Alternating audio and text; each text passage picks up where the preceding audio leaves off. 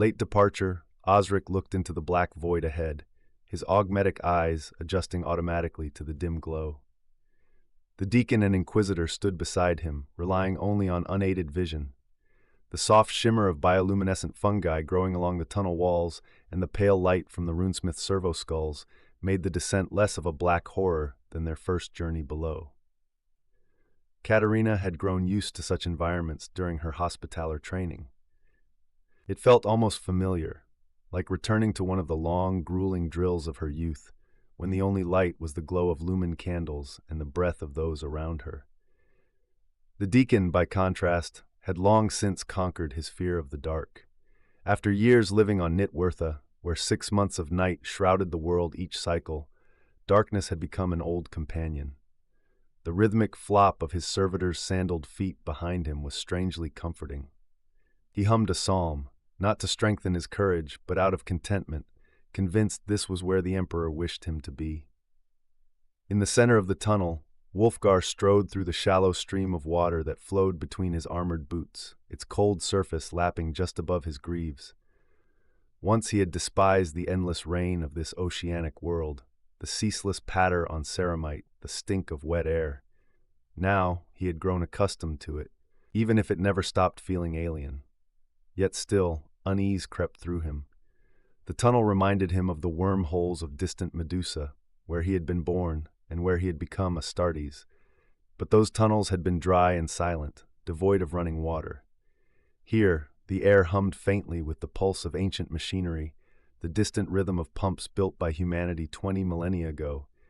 Machines older than the Imperium itself, still working unseen in the deep. That thought did little to comfort him. The Iron Hands had trusted the machines of Mars. These were made long before Mars became holy. Built in an age when it was still only a colony, a staging point for pre-warp ships that carried settlers into the Reach. He was not sure how much faith he could place in the mechanisms of his namesake. Everyone on Nitwertha called him Wulfgar, seeing in him the reincarnation of the world's first warrior founder. But his true name, known to few, was Drenak. He rarely used it now. Even so, his name had become legend in another way. The Drenak-patterned boots forged in the great surface foundries bore the proud motto, "For the faithful and the fearless."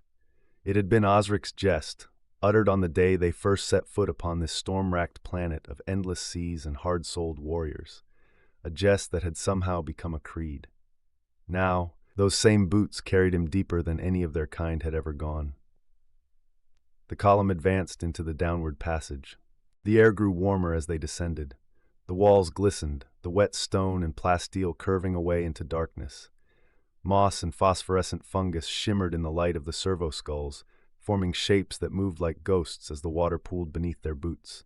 Each step splashed softly before being swallowed by the heavy silence. Behind them, the junction faded into shadow.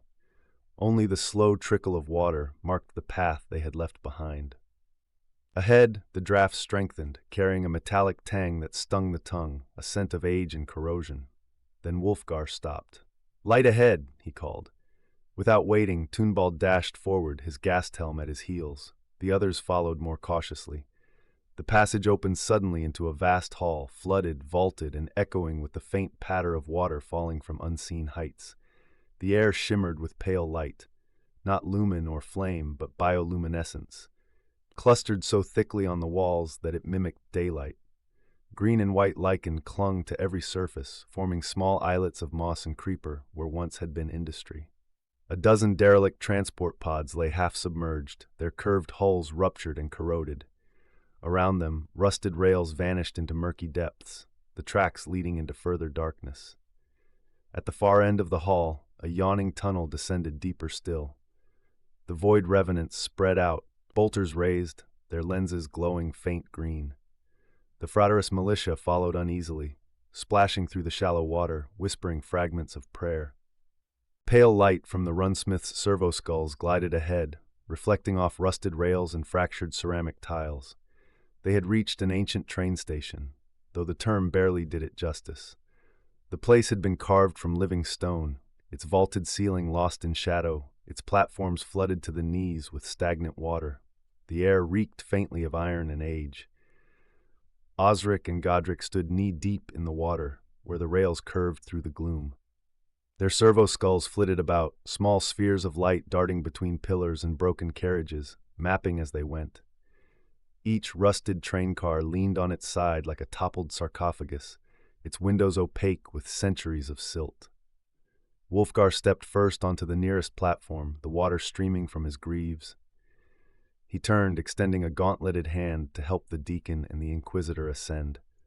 The deacon's robes clung wetly to his boots, but he moved with dignity nonetheless, his servo skull hovering protectively above him. Inquisitor Katerina followed, her cloak trailing through the water before she gathered it up in one hand, bolter in the other. Along the platform's far wall, several archways yawned open, each marked by a strip of tarnished metal set into the stone above. Wirthan runes, faded but still visible, were etched into them. Katerina stepped closer, squinting in the weak lumen light, trying to make sense of the old script. "I can barely read these," she muttered. "Is that habitat?" The techno-archaeologist Vane Kelev arrived at her side, soaked papers clutched in his gloved hand. "Yes, Lady Inquisitor," he said, adjusting his monocle with careful precision. "If I interpret correctly, this passage leads to Habitat 1. He pointed to the next archway. That to Habitat 2. The third appears marked Arena, possibly a communal structure. He hesitated, brushing away a strand of dripping hair as he studied the fourth arch. And that one, if my translation is sound, means land, or perhaps meadow. Presumably it once led to the surface.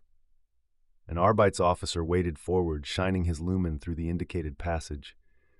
"Door here," he said grimly. "Blast sealed, rusted shut. Looks like the other side collapsed." He turned his light along the metal seam where corrosion had fused the door in place.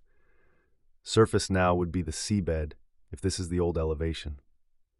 Katerina stared at the faded signs, feeling the weight of realization settle over her. "Then this was once a living city," she said softly. "A place of homes, work, and worship, buried beneath the tides." The deacon's voice echoed in the silence, calm but somber. "The Emperor's light reaches even the forgotten places," he said, tracing the aquila across his chest. Osric looked up from the flooded tracks, his augmetic eye focusing on the cracked vault above. "Forgotten, maybe," he said, "but not dead. Those machines still breathe down here. The city still lives of a kind." "This must have been a transport station once," said Captain Godric, his voice reverberating through the hall. He turned his dreadnought chassis toward the far wall, where a mural stretched across the curved surface, half swallowed by moss and time.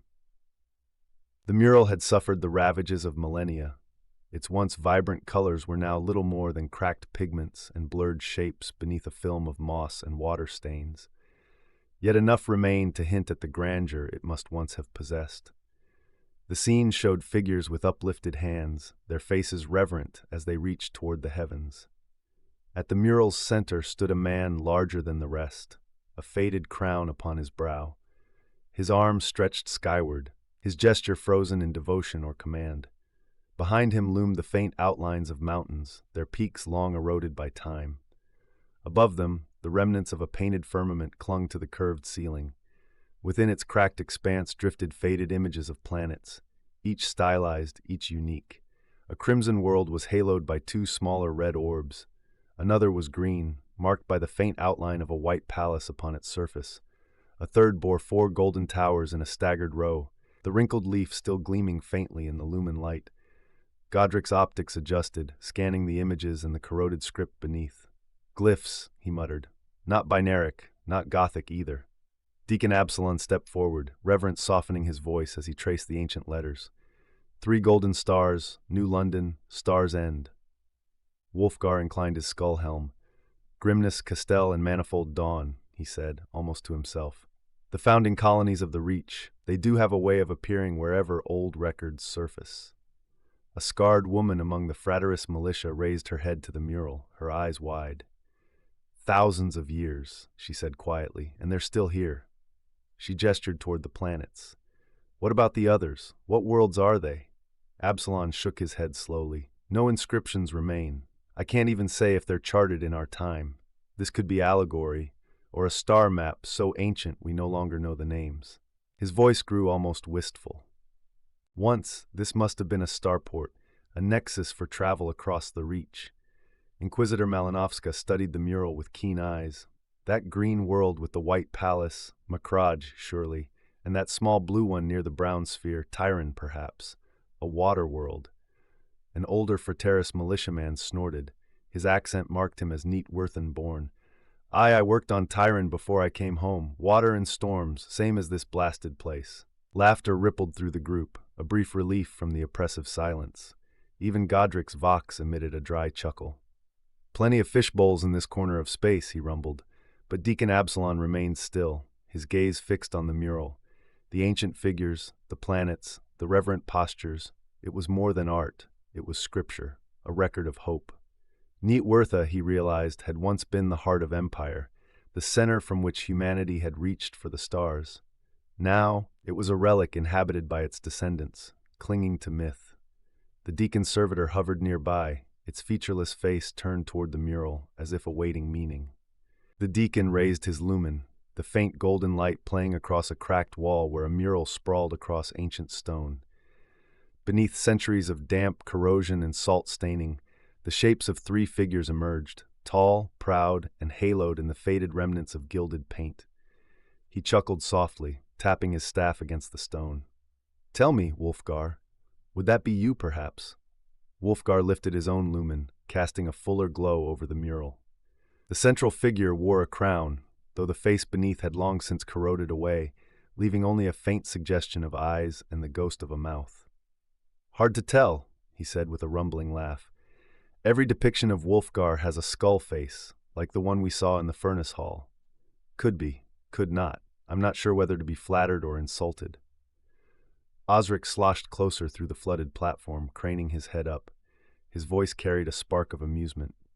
"Well then, one of them must be me," he said. "Even back then I was famous." Katerina, standing between them, tilted her lumen toward the mural. Her sharp eyes caught the faint gleam of something along the figure's belts. "Look here," she said. "The crowned one and the other both have Sildat Nadla, soul needles, hanging from their belts." Osric nodded in appreciation. "Then those two must be the originals, Osric and Wulfgar." "Or their descendants," offered the deacon, ever the voice of reason. "Names and titles can outlive the men who bore them." Osric gave a half shrug, clearly unimpressed. "Maybe, but the one with the crown was probably in charge, which means I outranked you, Wulfgar." He smirked through his half-mask. Wulfgar turned his helm slightly, just enough for the light to catch the faint etchings of old battle scars across its surface. "You want to test that theory again, brother?" he growled. Before either could go further, the deacon interjected smoothly. "It is written that Osric was head runesmith and Wulfgar speaker to the Allfather, so perhaps both were leaders, each in their own right, one the hand, the other the voice." Osric folded his arms, disappointed. "So what you're saying is, I had the paperwork." A ripple of laughter moved through the group, even among the weary militia. Then a young Fraterus woman, her lumen trembling slightly in her hands, stepped forward and pointed.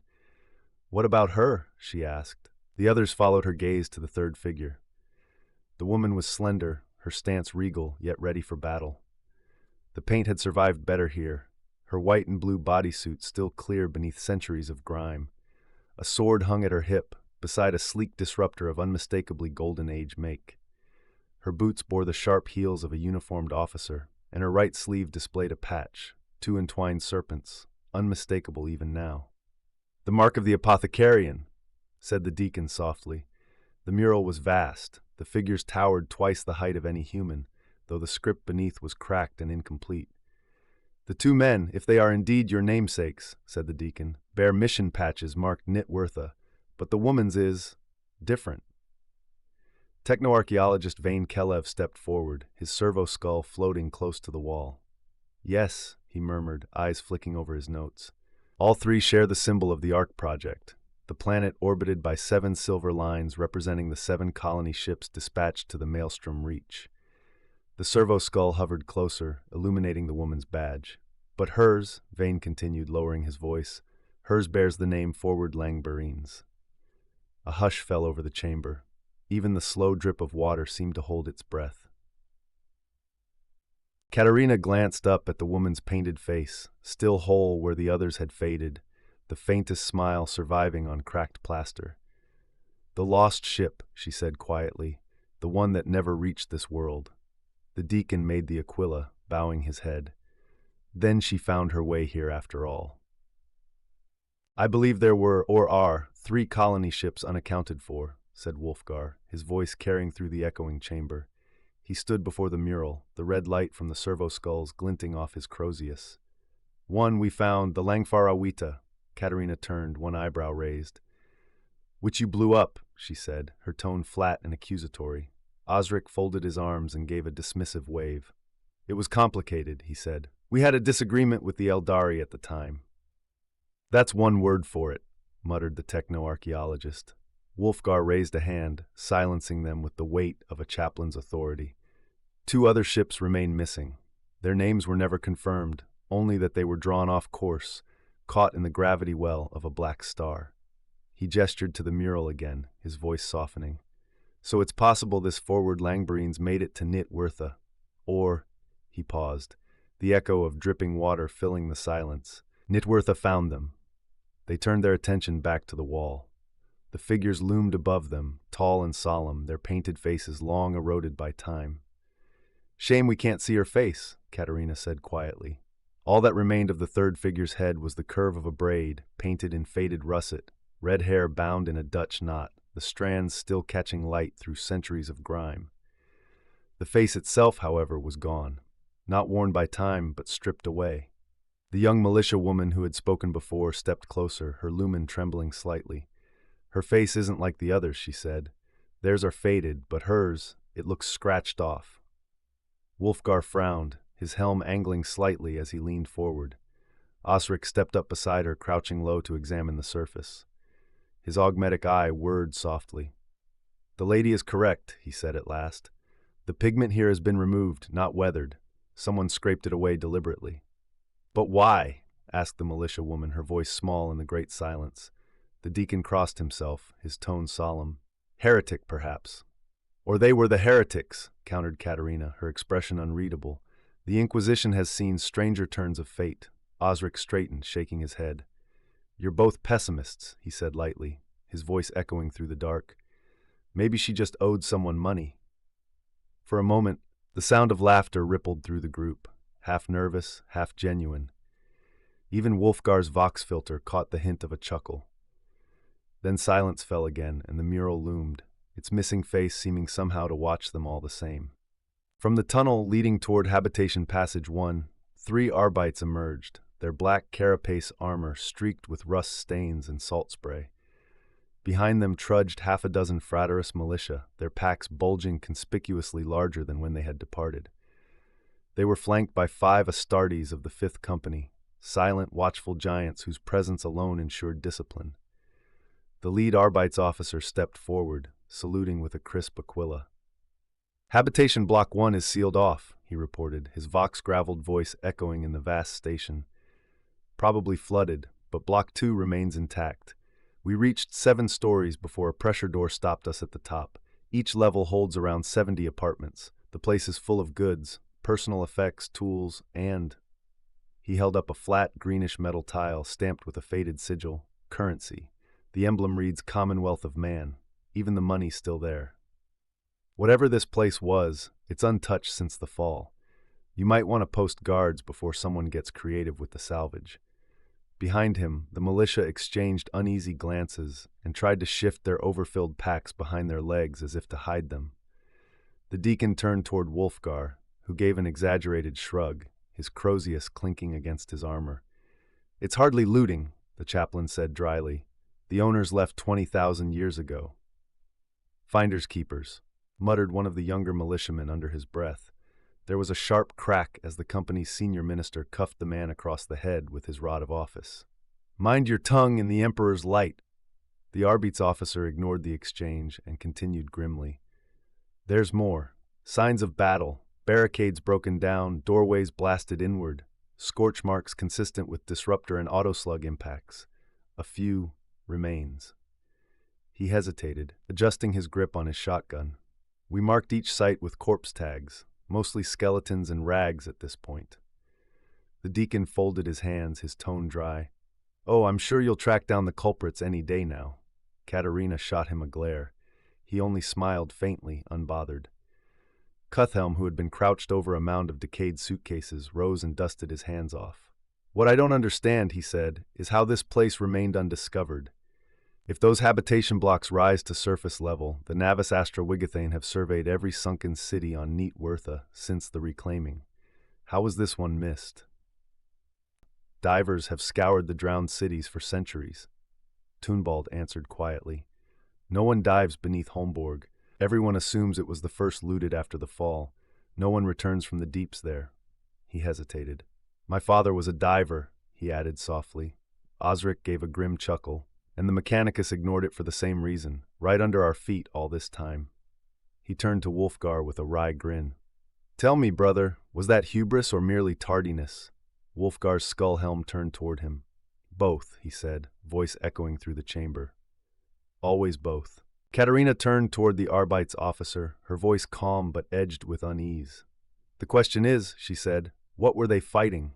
Her words hung in the stagnant air, absorbed by the dark walls of the ancient station. No one answered at first. Even the low thrum of the pumps seemed to hesitate, as if the forgotten tunnels themselves waited for a reply.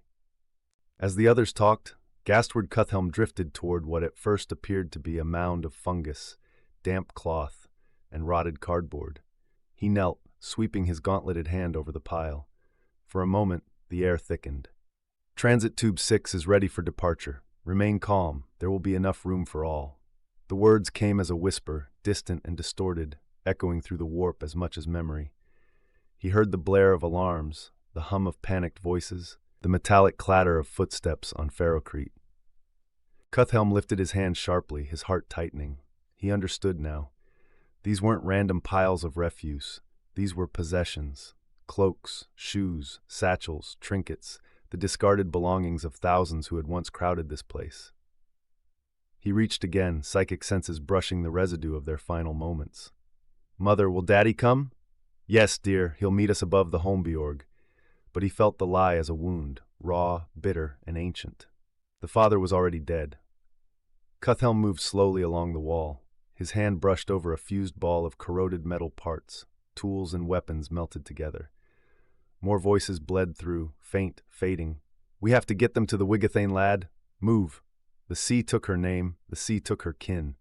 He had heard that chant before, a fragment of a cult hymn, whispered even in the present. He followed the psychic trail toward the far end of the chamber. There, a blast door loomed. Its surface scarred by fire. Bullet holes peppered the tiles. At its base lay a mound of skeletons, flesh long gone before the Imperium's birth. Tattered remnants of clothing clung to bone. Among the remains he saw a child's doll, its glass eyes clouded with salt. A Wigathane warrior ring gleamed faintly on a skeletal hand. "They never made it," he whispered. Captain Tunbald appeared beside him, taking in the scene. "A massacre," he said grimly. "Why?" Cuthhelm listened again, the faintest psychic resonance still clinging to the stones. Voices overlapped, chanting, screaming, commanding, "Seal the way! None who defy her shall pass." He turned to Tunbald. "Followers of Cenarion. They tried to flee. The collapsed tunnel trapped them. The sea had already claimed the city." Wulfgar came up behind them, kneeling beside the piles of bones. Katerina looked on, her expression distant and unreadable, while the deacon raised his hands to form the aquila over the dead. Wulfgar's voice was low, his helm speakers soft but heavy with weight. "So this is how the world ended," he said.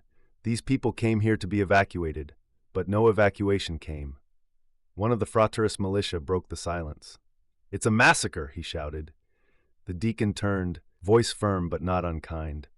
"Quiet. These were your people, yes, but not your ancestors. Your ancestors made it above the sea. These died here." "Why?" came a voice, one of the younger Gasthelm. The deacon glanced at the librarian, who nodded for him to continue. He sighed and began. "In the old legends, the lady, Cenarion, led a demonic incursion to this world. This was long before the Imperium, during the Golden Age. Wulfgar flooded the world to save it, drowning the sinners." A militiaman shouted back, "But these weren't sinners. They were women and children." Another added, "And Wigathane." The deacon spread his hands in weary surrender. These never reached the surface. Clearly the cultists of the Neverborn Lady were trapped down here with them. A voice from the rear rose above the rest. So where are the cultists now? Did they make it up top? Were our forefathers tainted, hiding among us? The murmurs grew, rising like surf in the darkened station. The deacon looked to Wulfgar, uncertain. The chaplain's vox amplifier rose to half gain. Enough. The single word struck like thunder. The militia dropped to their knees, hands to ears, silence falling across them like a shroud. Wulfgar stood to his full height, his crozius burning with dull gold light. Nitwirtha is pure and untainted, he said. Why else would the Emperor send his angels to dwell among you? The only corruption here is the doubt in your hearts. Mourn for these dead, for they died so that you might live. The echoes of his words lingered through the vaulted darkness, fading into the hum of ancient machinery. The Astartes stood silent around him, their visors cold and expressionless. For a moment, Wulfgar wondered if even they shared the doubts of their mortal kin. The deacon turned to Katerina. I would have thought the Inquisition would have had choice words for this. She stood in silence for a moment, her expression troubled. Then she shook her head. These poor wretches simply had the misfortune to be late for the last train. No, that's not what the Inquisition cares about. Oh, the deacon asked, forcing a smile. And what then is more important? Katerina removed her hat, shaking out the damp before replacing it under her arm. You said these people were killed by followers of Cenarion, a keeper of Slaanesh, a demon prince or princess. What of it? Asked Wulfgar, his crozius lowered but tense. It is written in the texts. The Inquisitor nodded slowly. Yes, but Slaanesh coalesced into existence with the fall of the Eldari Empire, just before the founding of the Imperium of Man. The deacon frowned. Your point being? Katerina set her hat back on her head, the brim shadowing her eyes. Her voice dropped to a cold whisper. Cenarion walked these lands 20,000 years ago. The silence that followed was suffocating. Even the distant rumble of ancient pumps seemed to fade. The deacon swallowed, unease flickering across his features. So it would appear, he said quietly. Wulfgar's voice broke the stillness, heavy and metallic. How can a never-born stalk the galaxy 15,000 years before it was supposed to exist? Katerina gave a faint, humorless smile.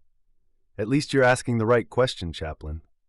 She turned and walked away into the dark, her footsteps fading into the echoing tunnel. The deacon watched her go, then looked back to the rows of pale skeletons. I don't think her cultists cared much for timekeeping, he murmured. Tunbald's eyes narrowed behind his helm lenses. Then where are the cultists? They couldn't have escaped. Cuthhelm felt a cold pull in his gut. They didn't, he said quietly, and began to walk. He moved through a tangle of rusted barricades and matted fungus until he reached a secondary tunnel. A train, its hull cracked but intact, sat sealed within, its blast doors locked at both ends. Tunbald followed, stepping into the tube car. Inside, skeletal figures sat upright, as though still waiting for departure. Each bore the symbols of Cenarion, crude pendants, etched runes, and talon-shaped jewelry. Weapons lay across their laps. None had risen. They died waiting, Tunbald murmured. His voice held both sorrow and anger. We should have been here. Cuthhelm shook his head. No, he said. If we had been, we'd be among them. No one escaped this gate. He placed a hand on the cold wall, closing his eyes. The air seemed to hum with faint echoes, like the breath of the dead still trapped within the metal. Transit Tube 6 is ready for departure. The voice played again, fading into silence. Deacon Absalon stepped into the derelict train, his eyes falling upon the skeletal figures still seated within. Heretics, he said bitterly. Inquisitor Katerina Malinovska followed, her voice calm and edged with grim satisfaction. They paid for it. Wulfgar stepped inside, his heavy boots echoing in the flooded carriage. The figures sat in silence, not the living, but rows of calcified corpses, their flesh long gone, their forms preserved in stone by centuries of dripping minerals. Each one sat upright as if still waiting for the train to depart. The sight of the symbols carved into the walls, blasphemous sigils of the Neverborn, made his fist clench. Tunbald nudged one of the seated figures with his boot. The stone gave a brittle crack. How could they just sit here and die? He muttered. Cuthhelm knelt beside another, prying something from its rigid fingers. A small ampoule, browned with age and half filled with dark residue. I suspect, he said, passing it up to Tunbald, that they weren't themselves. An Arbitz officer climbed into the carriage, taking the vial between gloved fingers. He studied it briefly. Some kind of frenzen, he said grimly. Seen it in the lower hives. Makes men obey orders they'd never follow sober. He dropped the relic to the deck, where it shattered with a hollow crack. Wolfgar leaned between two of the stone figures, his crozius reflecting the pale light of the lumen. So, we've solved one mystery. His voice was low, almost thoughtful, but gained another. They stepped down from the dead train onto the second platform. Water dripped from the ceiling, each drop echoing like a heartbeat. So where did the metal men come from? Wolfgar asked, his words swallowed by the cavernous dark. Katerina stepped beside him, holstering her pistol. Her voice was calm but cold. Let's find out, she said.